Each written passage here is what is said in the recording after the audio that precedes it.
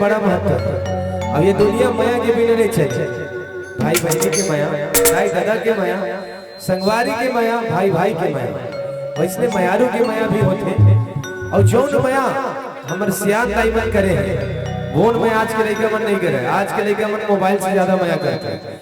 Mobile में बात हुई, मोबाइल में ब्लॉक हुई तो समय बदल गया। लेकिन हमारे रुपेश भाई के जोड़ी में देखो कितना सुंदर दिखा है, लजा गया। चल भाई गोरेज नाम से ठिकाना कैसे रुपेश? गोला रे गोला चांदी के गोला हो, हाय रे ए सोची ने हाँ मैं देहो रे दीवानी, ये दे हो तोला कारे मोर जहरिया, माया है मोला तोर सनमा गोरी वो, हाय रे मोरे मनला मोहे रे दीवानी, नहीं छोड़ा तोला कारे मोर जहरिया। वो देखा कोनो जगह ही के सही आते नहीं गा। लागे लागे वो लागे लागे ना बने डोगरी भागे भागे वो